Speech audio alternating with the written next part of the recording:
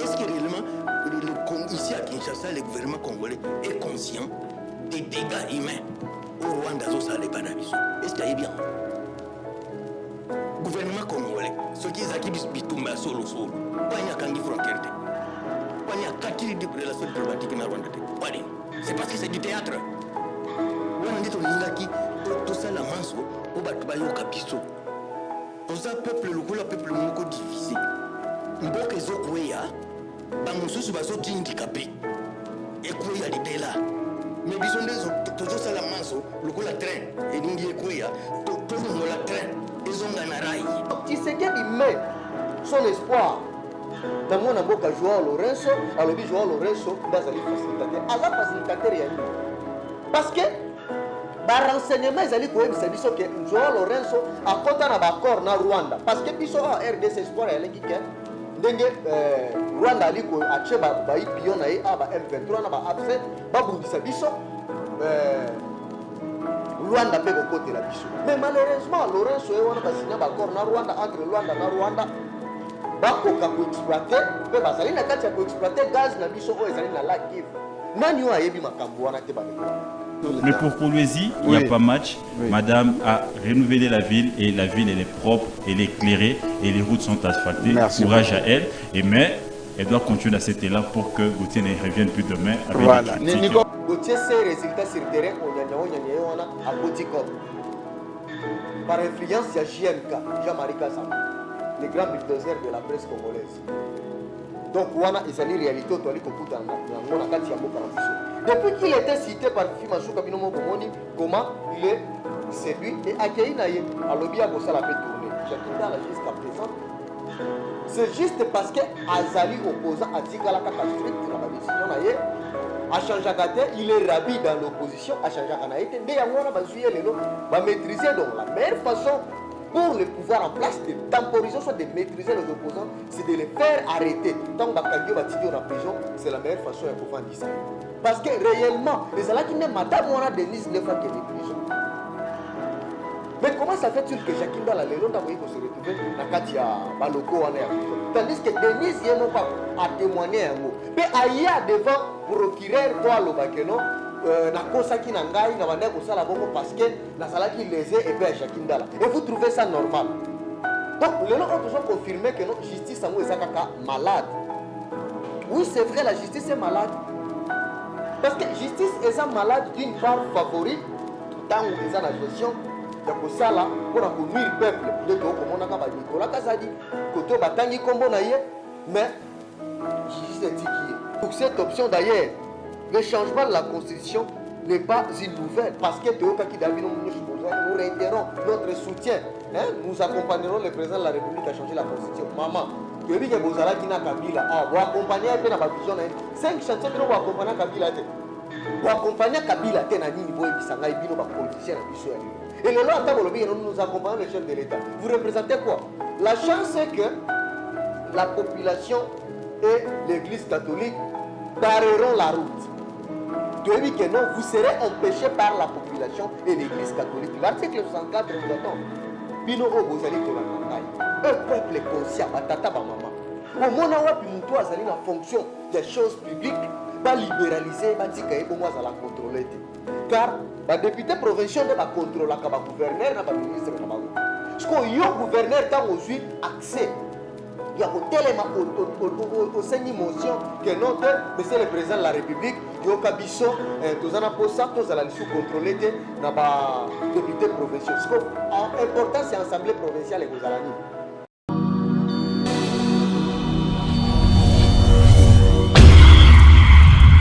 C'est une nouvelle chaîne chez vous, Espoir Henri, Kassima TV, abonnez-vous massivement, tous les fans de Maman Tatiana, Bino Baibonarato, Sombitinia Makanisi, ma éducation politique ya Kitoko, venez nombreux vous abonner, s'il vous plaît, n'ayez pas la rabino, pourquoi pas Tolali Tolamuki Bokom Singa Maman Dika 24.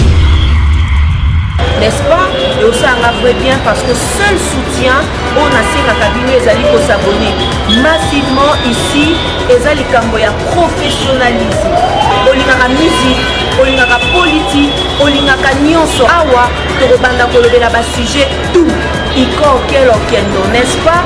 Allez, à suivre. Wow.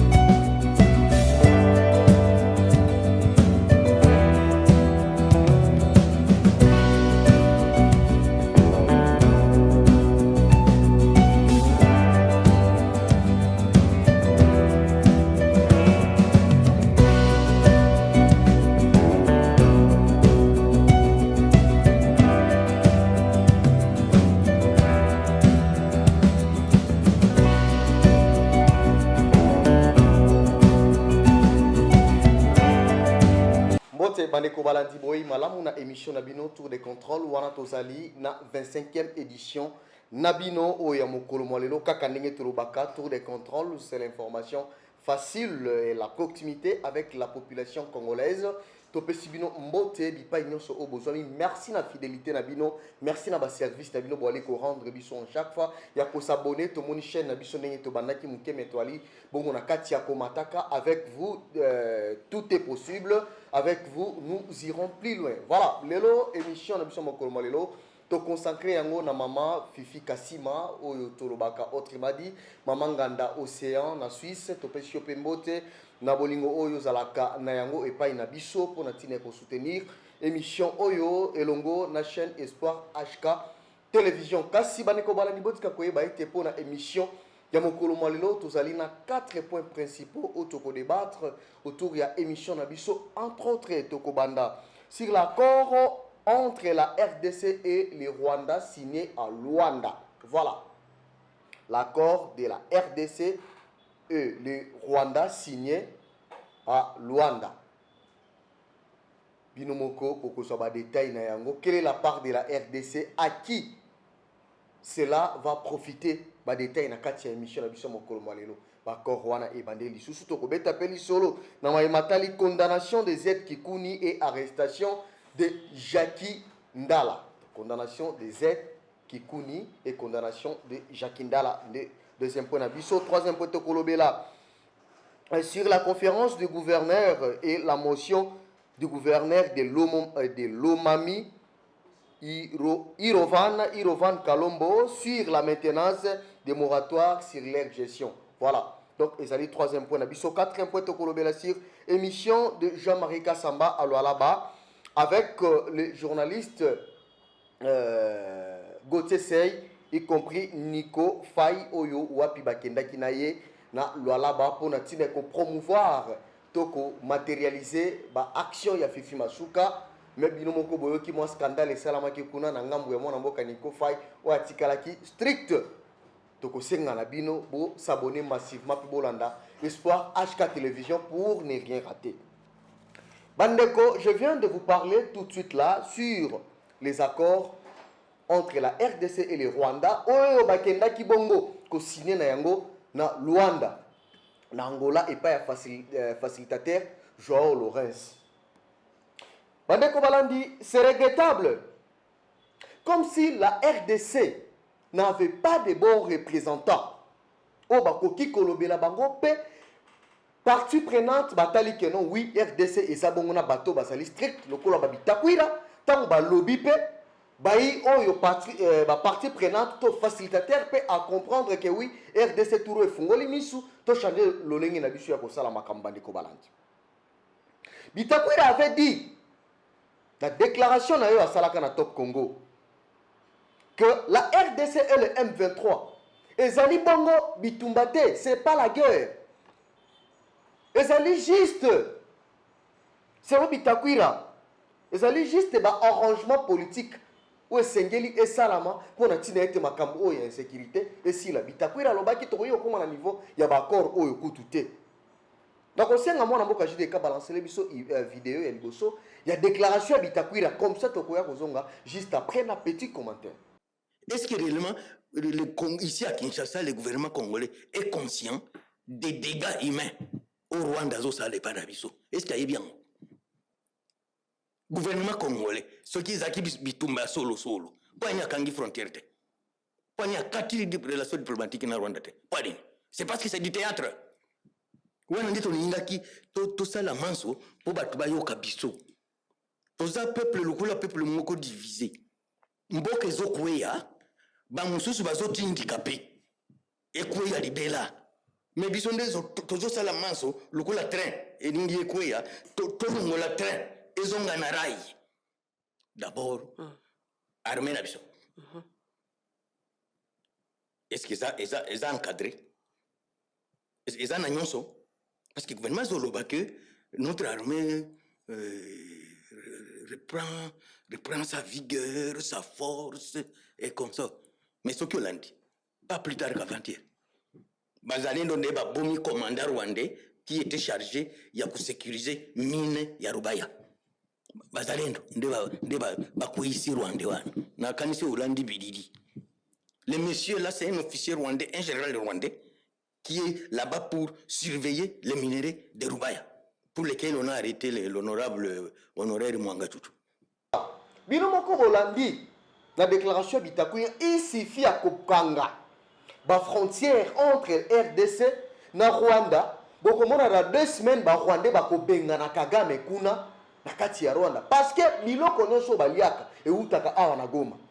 Biloko nyonso o bango ba utilisaka e utaka awa. Sko bino tango bako kendaka kuna na kosinaka ba accord o ezanga mituna makolo en lieu place bo consultaka pe ba notable ya Nord Kivu bo ali ko ignoraka bango bo kendaka nebite ministre o ya kendaki kuna na délégation ya affaires étrangères tango bo kei kuna eske bo maîtriser ki histoire teto bo se documentaka te na ba biloko ba bitakwira ba yebisaka bino bango bali ba ressortissants kuna. Comment dans un pays où il y a la guerre, la RDC et le Rwanda, l'ambassade est fonctionner de part et d'autre à la bonne et due forme. Si réellement vous avez Congolais locaux, comment dans un pays où il y a la guerre, vous pouvez accueillir le ministre rwandais Nagoma avec beaucoup de honneur, qui peut fustiger l'Assemblée nationale et pas Vital Kamerhe. Nani azali ignorer makambo wana nso ute ko salam. Lelo oyo vous allez aller plus loin pour na tine ko signer l'accord. Bande ko ngai. L'accord que la RDC a signé avec le Rwanda est un accord secret mais déjà fuité par Jeune Afrique. Vous lisez sur Jeune Afrique. Boke kotala na Jeune Afrique bokomona babiloko na ali kolobela bino ba accord wana o ba signé kuna entre RDC na Rwanda facilité par João Lourenço, le président il y a Angola. Dans cet accord, messieurs et dames, il faut noter que ni la présence du M23, ni le nom du M23 qui était cité, non plus le nom de AFC de Nanga, car Bangonde est sur terrain. Kuna bokena na Rwanda, na Rwanda. Tandis que Rwanda n'est et wanga na kaba M23 et wanga na ka AFC. Ce que nous avons négocié na Rwanda, c'est au nom de quoi en fait? Bande konanga itomi tuna biso moko. Nanga kuna kombo les cité et bino kuna bokei kosala nini. Petango boko signer ba accord wana. Vrai ou faux? Nanga nina ba M23 ba ko continuer ka toujours ko tia makelele to ko bomaka bande kona biso. Est-ce que Bunaga ne kozala ka libérer? Nous sommes maîtriser il faut qu'on chicote. Kagame a sanctionné a déjà fait bino. Il suffit de fermer les frontières. Et bon, on attend qu'on a des équilibres d'office FRDC va monter à puissance, va évacuer tout va dans la partie est. Mais à la grande surprise, tout le monde est là au Bondimi. Donc j'ai vite compris que bino de bokei ko bondi la Rwanda. Yango na Rwanda pesi bino ba condition e bande ko balandi on va aller plus loin kaka na kati ya ko yebisa bino li solo ngo de to wana ko kende ko kitaka na kati ya li solo wana o bakei ko beta ma solo ya accord na bango wana qu'est-ce qu'ils ont dit balobi na kati ya accord wana so botani o nga na tangi na Jeune Afrique ezaboyi que les réfugiés rwandais qui sont au Congo rentrent chez eux et que les réfugiés congolais qui sont au Rwanda rentrent aussi chez eux. Bandeko balandi biso so awazo bazate. Boyebi masolo ya ba frustration to ya ba mixage les kanaka chamboka na biso. Tangu Rwanda parce que bango bala kuna mayele les kara apparemment bango mayele na bango les kara ya ba diplomate na biso. Du fait que biso déjà awa ba autorité na biso bala na ba point de faiblesse na bango toyeba bango. Alors c'est à nous de les rappeler. Rwanda wana bozo mona ba mesana ko infiltrer bato. Tant bali koloba Congolais ni vraiment okoki ko jouer na état ko kene ko se réfugier na Rwanda. Qu'on se le dise. Oh lelo na ba corona bozoloba ba réfugié rwandais ba ya kozonga awa na RDC. Na bazonga ba réfugié rwandais na RDC bakoka kolunga bazonga na bango na Rwanda pe ba réfugié ya RDC na Rwanda ba ya kozonga. Bozomo atake ba na posa ba infiltrer bino davantage. Ba côté sous la force militaire na bango en masse. Awa est-ce que to bozo comprendre de la même façon que moi attaque bo yina mboka yango. Biso ato yebi depuis Kabila le père que ba imboka o ba yakaka na époque ya Afdel. D'ailleurs leur chef était tué. Et beaucoup on se rendre compte que biso awa na kati ya mboka oyo izana Rwandais réfugié Rwandais te oyo vandaga awa oyo ba chela e sika moko ba vandaga na tebi geno ba réfugié ba la kaona ba zalaka te. Parce que o bozo biso na ba kor wana ba yekozonga ba ko uta wapi. Donc c'est la meilleure façon qu'on veut infiltrer la RDC. Donc pour autant dire, lorsque la RDC veut gagner la paix par des voies facilitatives, ba condition ba poser bango ba poser biso tondi ma ba Rwandais ba ko kota awa ba ya awe bele parce que ngana moyi na ngaite Rwandais nini oya za awa na RDC et nani moyi RDC nini oya za na ngambu ya Rwanda kuna. C'est pas déjà possible ça. Donc, on a comprendre depuis l'époque de Kabila, Imboka wana déjà bazwaka chikote na bango, o bazongaka, ezana mo Imboka mokote o ya vande la bino a. Les accords là. Bon, mentionner kutata kombo ya M23 teninité. Mais ebite boke otanga na Jeune Afrique. Donc, tu sais qu'il met son espoir. Na mwana mboka Joao Lorenzo, alobi Joao Lorenzo ndazali facilitateur. Aza facilitateur ya nini? Parce que ba renseignement ezali ko yebisa biso ke Joao Lorenzo akota na ba accord na Rwanda parce que biso a RDC espoir ya leki ke ndenge Rwanda aliko ache ba ipion na ba M23 na ba AFC ba bundisa biso Rwanda pe ko kote la biso mais malheureusement Lorenzo e wana basina ba accord na Rwanda entre Rwanda na Rwanda bakoka ko exploiter pe basali na kati ya ko exploiter gaz na biso o ezali na Lac Kivu nani o ayebi makambo wana te bandeko wana. Bochake lika que non Lorenzo azali congolais à Kobunda ko appuyer Tshisekedi mais malheureusement Lorenzo azali ko travailler pour le bien-être pour l'évolution de l'Angola, il ne travaille pas pour la RDC. Il sait très bien que la RDC a son président qui s'appelle Félix Antoine Tshisekedi. Ou a qu'il y a une décision en main qui tape la main sur la table et la guerre prendra fin. Mais à la grande surprise binomo bomoni que makambaonyo swali ko salama le lengi yango et singélité. Nous avons donné la raison à l'Honoré Ngwanda. Honoré Ngwanda avait dit, il avait même expliqué que le Lelo Tshisekedi ndenge a eu pouvoir à signer un accord oyo Kabila kuta autorisé à quitter. Et le Lelo Otomoni, nous avons vite compris que Tshisekedi, il est en train d'accomplir sa mission ya kopesa mboka na biso na bangambu ya bapaya. Parce que qu'on dit déjà ba Congolais ba longwa ba kene na Angola pour ba ke ko bonde la ba Rwandais. Ça fait partie déjà ya ko trahir mboka na biso. On ne comprend pas jusqu'à présent. Honoré Ngwanda a totalement raison. Les noms de Nanga n'étaient pas cités. Et d'autres.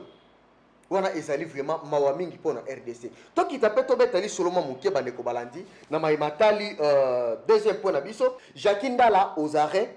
C'était hier à 23h, de Bakangaki, Bakotsaki, Bakofraki, na Kacho, ya parquet à Kinkole Kuna Bandeko Balandi. Non, Kobet Ali Solo, na tour de contrôle et le cas que non, Jacqueline Dala, Madame Denise Dichechwe o Afundakie, a confirmé Kabiso. Que non Jacqueline Dala na Isdor kwanza bazalaka sodomisé na ba loko ya Aner tant bakangaka bango et Jacqueline Dala ko confirmer yango alobi oui c'était vrai facilité par Denis Dichecho ce que lelo on tant que ko zongo bande ko balandi Tu veux que non Jakindala azali arrêté. Tu veux que ça jugement rendu par défaut. To ezali boni boni. Mais na moment on a joué sabino que non comme na ba condamné ye ba juillet ba garder les sous kuna na ba loko ya parquet kinkole. Mais toi ali komi tuna biso toi ali ko comprendre biso bien que Jakindala jusqu'à présent c'est juste parce que azali opposant à tikala kaka strict na ba décision na ye a changé il est rabi dans l'opposition a changé kana été nde yango na ba juillet lelo ba maîtriser donc la meilleure façon pour le pouvoir en place de temporiser, soit de maîtriser les opposants, c'est de les faire arrêter. Tant que Kangyo Batidi en prison, c'est la meilleure façon de pouvoir dire ça. Parce que réellement, et c'est là qu'il n'est Madame Mona Denise ne fait qu'elle est prison. Mais comment ça fait-il que Jakinda la Lelonda se retrouve dans Katia Baloko en prison? Tandis que Denise Yemoko a témoigné un mot. Puis Aya devant procureur pour Alobakeno, na kosaki na ngai na bande ko sala bongo parce que na salaki lésé et puis Jakindala. Et vous trouvez ça normal? Donc les gens ont toujours confirmé que non justice sango ezakaka malade. Oui, c'est vrai, la justice est malade. Parce que justice est malade d'une part favori tant où eza na gestion ya ko sala pour ko nuire peuple. Ndeto ko monaka ba Nicolas Kazadi koto batangi kombo na ye mais justice est tikié. Justice fait ça malade de l'autre côté dans la opposition na tangu oyo yango ezali na service ya pour maîtriser les opposants oyo bazali bongo ko dénoncer parce que Jacques na outi ko recevoir il y a pas longtemps sur mon plateau la révélation na yo banda ko sala et il confirmait même qu'il était sodomisé. Alors pourquoi les gens auto ali komi tout na Jacques Ndala peut-être arrêté car outa ko sala ba outa ko kanga il y a pas longtemps il était sorti à la grâce présidentielle. Et le nom au Kangiel, juste pour quel objectif en fait? C'est juste pour lui maîtriser. Le verdict, donc, on va coffrer en attendant que le verdict soit dit. Tandis qu'il était déjà condamné à 2 ans de prison. Donc c'est une façon pour nous, Bandeko Balani Obali, de comprendre que Jakinda la meilleure façon de comprendre que Oyo ba juillet, ba coffrer pour que Atika Makelele. Mais c'est les bons côtés de Tokotamou, surtout que tu es dans un pays Oyo. Mokonzi ekolo tango akotaka la kaka biso état de droit. État de droit ngo yango ezali ko battre record et to uti na état général de la justice. Et malheureusement, un jeune opposant pe oyo ba uti ko kanga il y a pas longtemps Z Kikuni ba uti ko condamné awa na 1 année de prison avant dakuna boyebona ba mando ba surcharger kuna. Kaka boende tokotabu samboka ba opposant toujours arrêté ba makambu kidi koto bipa ina bibitoli ko comprendre qui fait quoi dans ces pays en fait. Il a fait 13 jours au locaux des années Yamboeta le kana na tribunal qui ko samba. Opposant cette kikuna sala 13 jours na ba locaux ya aner ba de ko balandio boli ko landa biso. C'est malheureux na mboka oyo. Et tout est comme c'est bien notre troisième point de solo. Il y a conférence de gouverneurs à l'occasion de 16e édition de cette conférence. Mais ce qui est grave est de voir l'intervention des voleurs au Congo. Bande ko balandi to li ko mona ke no ba valeur na Congo et komi bongo ko kima. Donc, il fait quoi? Donc, il y a la confusion totale entre le gouverneur qui ne maîtrise pas leurs attributions, et les députés provinciaux apparemment qui maîtrisent les attributions. Sur le plan organisationnel et sur le fonctionnement des institutions, les assemblées provinciales ont le même statut, ont de mêmes fonctions que l'Assemblée nationale. L'Assemblée provinciale est pour contrôler le gouvernement provincial, gouvernement provincial. Mais à la grande surprise, Otomoni Oyo ezali Oyo yango ko salamate. Tu veux comprendre? Et ça, juste une condition au gouverneur ba président de la République. Comme yo oyeli biso, likanisi ko changer constitution. Et ça pour na priorité na yo. Pour favoriser yo, pour faciliter yo. Alors, biso peut te conditionner yo. En condition que moratoire wana ezala continuel tozala lisusu contrôlé te na baassemblée provinciale bango balobi ezali pour le développement de province bandeko balandi bino oyo bozali kolanda ngai un peuple conscient batata bamama omona wapi mutu azali na fonction ya chose publique balibéraliser batika ye bongo azala contrôlé te car badéputé provinciaux nde bacontrôlaka bagouverneur na baministre na bango siko yo gouverneur ntango ozwi accès ya kotelema osengi motion que non te monsieur le président de la république yoka biso toza na posa tozala lisu contrôlé te na badéputé provinciaux siko importance ya assemblée provinciale ekozala nini importance ya assemblée provinciale dans un pays sérieux ekozala nini bandeko balandi soki tozongi mo moke nsima biso nyonso toyebi lolenge nini corruption to détournement esalamaka na mboka na biso alors ntango bino boali kosengaka tata mokambi ekolo alongola pouvoir ya badéputé abwaka yango na se mpo mboka etambola lolenge kani toyebi te tata mokonzi ekolo soki akosede parce que aza na mposa bagouverneur basoutenir ye mpe na changement ya constitution ye pas cede bango alongolela bango pouvoir ya badéputé on ne sait pas et c'est que le gouverneur demande au président de la république soki kaka président de la république ameki kosalela yango boyeba que ekozala même en assemblée nationale peut demain ou le lendemain tokolala tolamuki mama la première la première ministre akosenga epe que non te ngana moni ke bolongola tolongola pe pouvoir ya assemblée nationale donc ba Vital Kamerhe basama bakotika la kaka bongo par terre muta contrôler muninga akozala te donc tozana pouvoir moko libéraliste botala lolenge kanto ali komema mboka nyonso eza ba free parce que député ali koyeba abimaki na voie ya corruption gouverneur na nuemo pa ebike non na bimaki na voie ya mafia na ali ko bundana zo ntsa misolo na nga na ali kokokate ba misolo na korompaki bato lolenge akozongisa yango parce que soki na meki député akotuna mbongo wana babimisaki mpona ntina kotongela banzela osaleli yango nini donc na nyonso wana bokomona keno RDC kozwa onyanya donc RDC na part na yango kozala foin onyanya kuna muta kozala bénéficiaire ezali gouverneur comme yenda ali kosenga balongola ba député bomona wapi tandis que batambolaka oyo azali gestionnaire ou aza contrôleur tu gères on te contrôle c'est comme ça dans un pays sérieux toyoka na déclaration ya mutindu ya boyete bandeko balandi on ne sait pas nani azali na posa ya kosala nini na kati ya mboka c'est une façon de chercher à piller la République démocratique du Congo. On doit comprendre que le gouverneur va poser à piller la République démocratique du Congo. Comment ce gouverneur ne peut pas être chassé? Surtout, Oyo Atombola qui Moussapiona. Oyo Alomami M. Kalombo. Ce genre de gouverneur mérite d'être chassé parce que Azali Koluka a organisé des détournements à Bafon à Kati à Bastion. Il paye Oyo Azali Bongo habilité à Kokamba. Dans un pays sérieux, Moutaolou Kababou qui les barrières, Yabana Olekana et la drogue. C'est le théâtre de chez nous. La corruption d'ailleurs est dans le gouvernement, la présidence, la bilo konyoso, pour cette option d'ailleurs, le changement de la constitution n'est pas une nouvelle parce que nous réitérons notre soutien. Nous accompagnerons le président de la République à changer la constitution. Maman, tu as dit que vous allez Kabila, vous accompagnez la vision. 5 chantiers, vous accompagnez Kabila. Vous accompagnez Kabila, bino ba politicien na biso ya lelo. Et lelo atabolobi nous accompagnons le chef de l'État. Vous représentez quoi? La chance c'est que la population et l'Église catholique barreront la route. Tu dis que non, vous serez empêchés par la population et l'Église catholique. L'article 64 vous attend. Lelo atabosali nyonso bo accompagner chef de l'État mais boyeba que non bino bozali ba souverain premier té.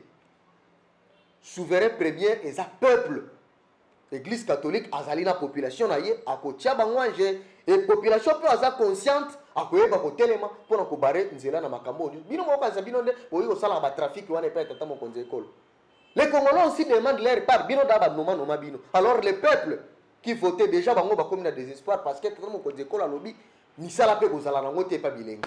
C'est déjà malheureux pour la jeunesse. Quatrième point na biso ezali ya kolobela sur Jean-Marie Kassamba qui a organisé émission na ye Club 50 ou ayambaka journaliste cette fois-ci ezalaki na lwalaba na kolwezi kuna na fifi masuka bino moko bauti ko koyoka nyonso oyo ebanda ikoleka kuna na oyo elekaki na kati ya émission na bandeko balandi. Juste dans le souci de servir Fifi Masuka. Après avoir kongola, oh bayi mongo baloba kongola, baminjata Joseph Kabila, il est maintenant là-bas au service de Fifi Masuka. Alors la meilleure façon de faire son travail, c'est de recruter tous les journalistes, même ceux qui sont durs, même ceux qui sembleraient être durs. Il y a les recruter bango comme maka bango na loala bakuna pona bazala vraiment na commun accord entre bango ko basala deal na bango pour soutenir Fifi Masuka na mai oyo yazali ko sala. Mais on ezali quand même déplorable tout le monde cette fois-ci, il a reçu ya komema mwana mboka Gauthier Sey. Gauthier Sey, dans cette déclaration, il est convaincu parce qu'il a déjà aménagé un projet à lobby à Kotambola, dans quelques territoires. Il y a là-bas pour Natina Atala, Lulenge Kani, Nisale Zaliko Salama, et le monde a fait Fifi Masuka, boy. Il a tout, il a décrit tout. Donc, tu comprends que Gauthier Sey, avec sa fermeté, cette fois-ci, il a quand même cédé à Keipe Namakambu. Donc, nous avons compris que tout le monde a un prix. Dans ce monde, tout le monde a un prix. Sauf ceux qui m'ont attaqué dans la négociation, le prix proposé n'est pas correct ou n'est pas... et c'est pas l'iciété, donc au monde a aboyaka. Mais tout le monde que non, ils sont corruptibles dans le Congo. Non, voire même dans notre domaine du journalisme. Donc si quelqu'un a boyé que non, on a soutenir un tel, c'est parce que les montants proposés, et c'est pas ça qui était. Mais cette fois-ci, nous avons compris que, à Tamon Mboka Gauthier, il a accepté quand même, quoi là, la somme proposée par Fifi Masuka. Pour cette fois-ci, Binomo Boyokaki, dans la conférence où on a gouverneur Toyokaki, Gauthier a été séduit dans la caresse de Fifi Masuka, où il y a Tangaki Kombo Naye. Allez, d'office, Gauthier il s'est décidé de soutenir Fifi Masuka. Mais à la grande surprise, Otomoni, et ça l'a qui peut bon dans Magambo, mais avant d'y arriver, Tokosé dans la moine en boka, JDK balance les bisous, image à Gauthier Sey. Dengue aliko, ça la démonstration, il y a courage naïe, comme ça tu peux vous juste après. Lui, n'est-ce pas, les efforts, ça va faire 2 ans que j'étais ici. J'ai trouvé une ville de Kolwezi requinquée, une nouvelle ville avec autant de routes construites, des nids de poules réhabilités. J'ai essayé de sillonner la nuit de 23h jusqu'à 1h. Il n'y en a pas assez. C'est vrai, il y a des... Non, il n'y a pas de nid de poule. poule. Par rapport à... Il y en a quelques-uns au centre-ville. Les grands acteurs sont asphaltés, réhabilités, éclairés avec l'éclairage public. Et ça, je salue, n'est-ce pas, c'est pragmatisme, n'est-ce pas, de Madame la gouverneure. Mais pour la question, n'est-ce pas, des territoires, des projets dans les territoires, parce que si des ans j'étais dans les territoires, je pense que ce qui nous appelle des territoires, pour se plaindre, n'est-ce pas, qu'il n'y a rien, alors que j'ai suivi les tons avec lesquels Madame a répondu à la question. Il y en a qui ont des redevances, il y en a qui ont, n'est-ce pas, des moyens, qui détournent ces moyens. Enfin, nous allons, n'est-ce pas, essayer de suivre. J'ai vu ce que Madame a projeté comme construction dans des territoires. Et là, j'ai encore 50% de doute, 50% de croyance. Je vais m'y rendre à Kassanji, je vais m'y rendre, n'est-ce pas, à Kapanga, je vais m'y rendre à Dilolo pour me palper du doigt, n'est-ce pas, de toutes ces réalisations. Mais pour Kolwezi, il n'y a pas match. Madame a renouvelé la ville et la ville, elle est propre, elle est éclairée et les routes sont asphaltées. Courage à elle. Mais elle doit continuer à cet élan pour que Gauthier ne revienne plus demain avec des critiques.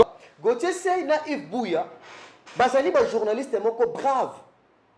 Balanda lokolo ya Mukebai. Ba bat monsieur bazo pousser réflexion aux autres monde ba sitakana attention à peuple. Mais la grande surprise de l'eau, ya ya landi na yoyo. Gauthier Sey résultat sur terrain onyanya wana à Kotikop. Par influence il y a JMK, Jean-Marie Kassamba, les grands bulldozers de la presse congolaise.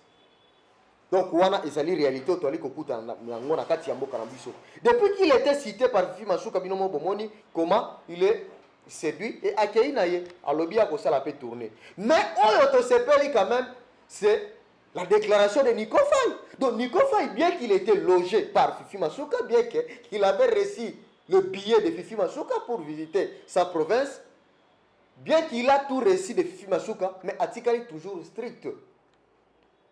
Vous avez remarqué que tant Jean-Marie Kassa m'a posé une question pour Atine Kotuna, vous avez vu la réalisation de Fifi Masuka, Nikofa a été clair avec lui. Il a dit oui, j'ai vu Fifi Masuka construire 150 km de route.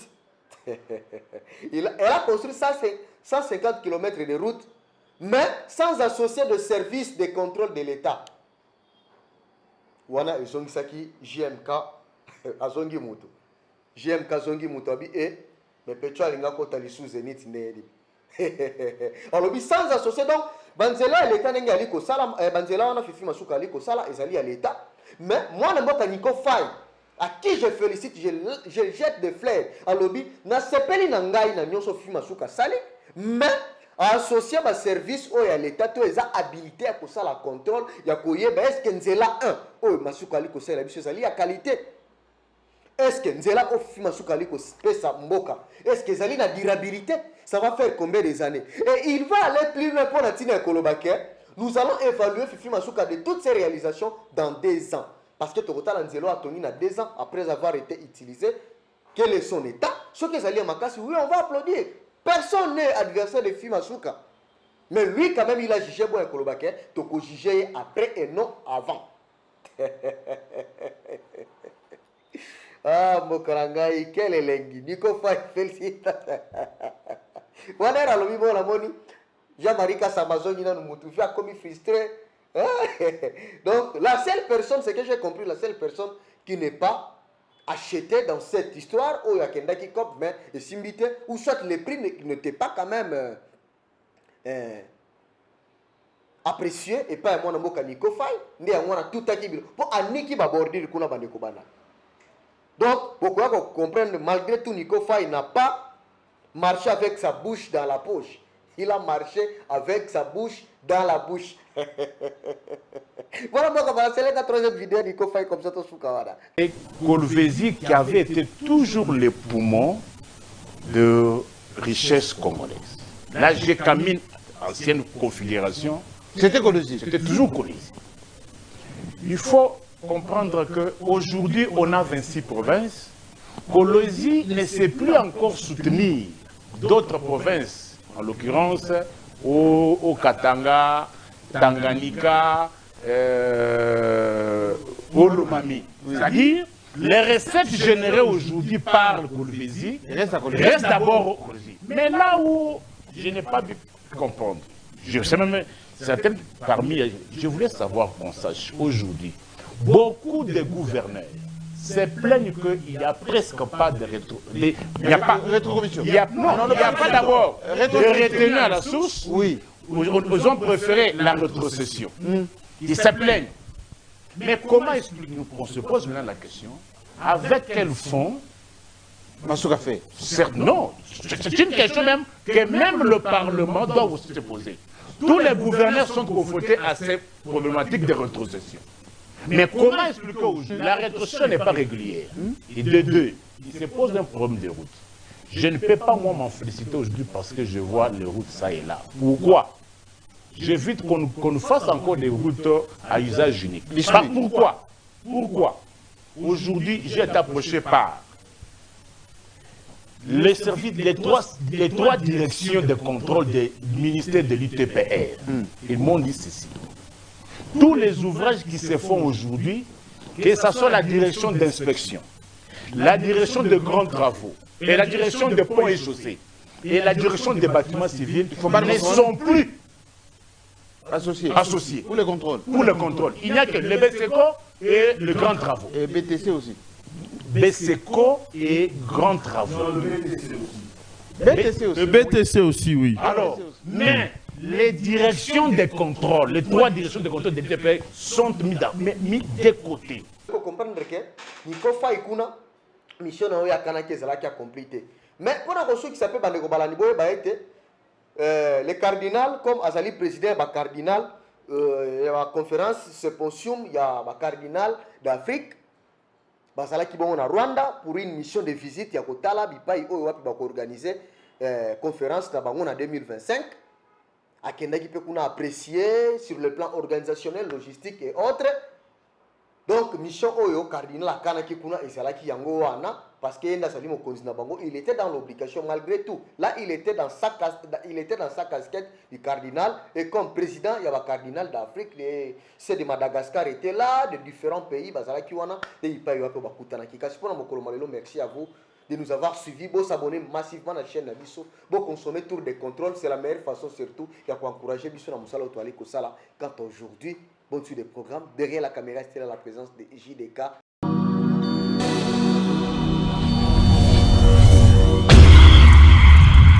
C'est une nouvelle chaîne chez vous. Espoir Henri, Kassima TV. Abonnez-vous massivement. Tous les fans de Maman Tatiana, Bino Baibonarato, Sombitinia Makanisi. Ma éducation politique ya kitoko. Venez nombreux vous abonner. S'il vous plaît, n'ayez pas la rabino. Pourquoi pas Tolali Tolamuki Bokom Sinambamo Dika 24. N'est-ce pas? Et aussi on a bien parce que seul soutien, on a fait la cabine et les s'abonner massivement ici. Et les camboya professionnalisme. On a la musique, on a la politique, on a la nyonso. Awa, Torobanda Kolobela bas sujet tout. Iko quel n'est-ce pas? Allez, à suivre.